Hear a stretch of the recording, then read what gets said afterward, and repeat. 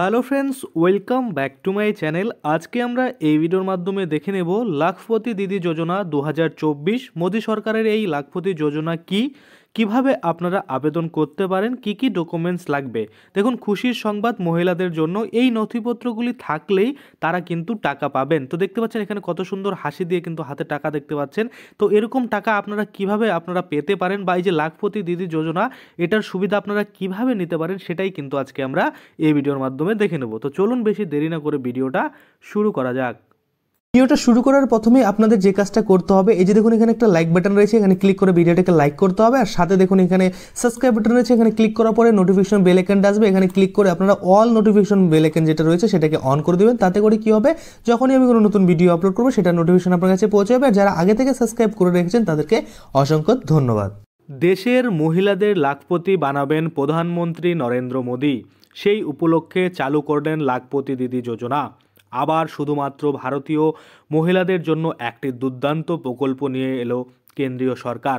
নারী পুরুষের আয় বৈষম্য দূর করে নারীদের সামনের সারিতে এগিয়ে আনতে এই অনন্য প্রকল্প নিয়ে আসা হয়েছে, যার মাধ্যমে নিজেদের স্কিল বাড়িয়ে লক্ষ লক্ষ টাকা রোজগারের সুযোগ পাবেন ভারতীয় মহিলারা। কেন্দ্রীয় সরকার জানিয়েছে, লাখপতি দিদি যোজনার মাধ্যমে দেশের 2 কোটি মহিলা উপকৃত হবেন।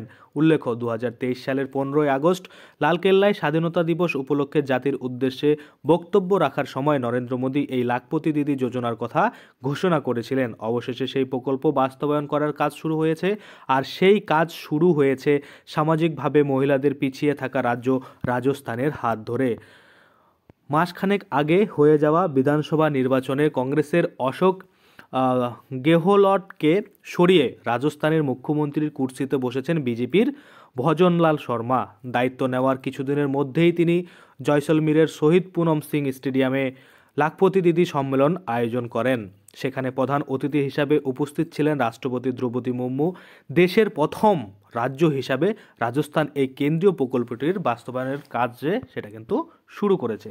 রাষ্ট্রপতি জানিয়েছেন, লাখপতি দিদি যোজনার হাত ধরে রাজস্থানের 11.24 লক্ষ মহিলা উপকৃত হবেন।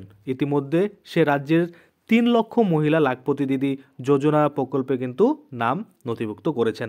লাখপতি দিদি যোজনার মাধ্যমে কি করা হবে সেটা যদি আমরা দেখি, তো দেখুন এখানে বলা হয়েছে, ভারতীয় মহিলাদের স্বনির্ভর করে লক্ষ লক্ষ টাকা আয়ের ব্যবস্থা করে দেওয়ার জন্য এই প্রকল্প নিয়ে এসেছে মোদী সরকার। এই প্রকল্পের মাধ্যমে মহিলাদের নানান বিষয়ে প্রশিক্ষণ দিয়ে দক্ষ করে তোলা হবে। এরপর তারা বিভিন্ন বড় বড় সংস্থায় চাকরি করতে পারবেন বা নিজে ব্যবসা করে স্বনির্ভর হয়ে ওঠার কিন্তু সুযোগ পাবেন। এলইডি বাল্ব তৈরি, নিকাশি নালা মেরামতের প্রযুক্তি শেখানো, বিভিন্ন ইলেকট্রিক বোর্ড তৈরির প্রশিক্ষণ, হস্তশিল্পের আধুনিক প্রশিক্ষণ ইত্যাদি এই প্রকল্পের অধীনে দেশের মহিলাদের শেখানো হবে। কারা লাখপতি দিদি যোজনার সুবিধা পাবেন আমরা যদি সেটা দেখি, লাখপতি দিদি যোজনার সুবিধা ভারতীয় মহিলারাই পাবেন, কিন্তু তা যে সকলে পাবেন না সেটা কিন্তু নিশ্চয়ই এতক্ষণে বুঝতে পেরেছেন। তাই দেখে নিন কারা এই দুর্দান্ত কেন্দ্রীয় সরকারের যে প্রকল্পটির সুবিধা পেতে চলেছেন। 1 নম্বর দিয়ে বলছে, লাখপতি দিদি যোজনার সুবিধা পেতে হলে সংশ্লিষ্ট মহিলাকে অবশ্যই কোনো একটি স্বনির্ভর গোষ্ঠীর সদস্য হতে হবে।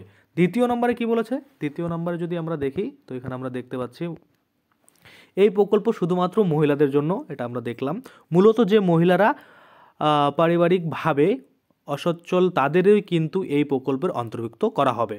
এই প্রকল্পের সুবিধা পেতে গেলে কি নথিপত্র লাগবে, অর্থাৎ ডকুমেন্টস। 1 নম্বরে আধার কার্ড, 2 নম্বরে মোবাইল নম্বর ও PAN number linked saving bank account কিন্তু আপনাদের লাগবে। 3 নম্বরে বলছে আয় ও বসবাসের যে শংসাপত্র সেটা কিন্তু জমা দিতে হবে। 4 নম্বরে হচ্ছে স্বনির্ভর গোষ্ঠীর যে সদস্য সেটা কিন্তু প্রমাণ করতে হবে। এই ডকুমেন্টসগুলো থাকলে আপনারা কিন্তু এই যে লাখপতি দিদি প্রকল্প রয়েছে এটাতে আবেদন করতে পারবেন। তো আপাতত রাজস্থানে শুধুমাত্র এটা শুরু হয়েছে।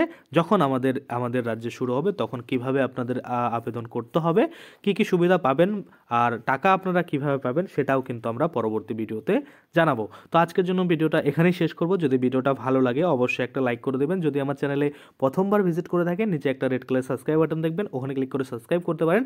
আর সাথে যে বেল আইকনটা রয়েছে ওখানে ক্লিক করে বেল আইকনটাকে এনেবল করে দেবেন। তাতে করে কী হবে, যখনই আমি এই ধরনের কোনো ভিডিও বানাবো সেটার যে নোটিফিকেশন সেটা কিন্তু আপনার কাছে পৌঁছে যাবে। ধন্যবাদ।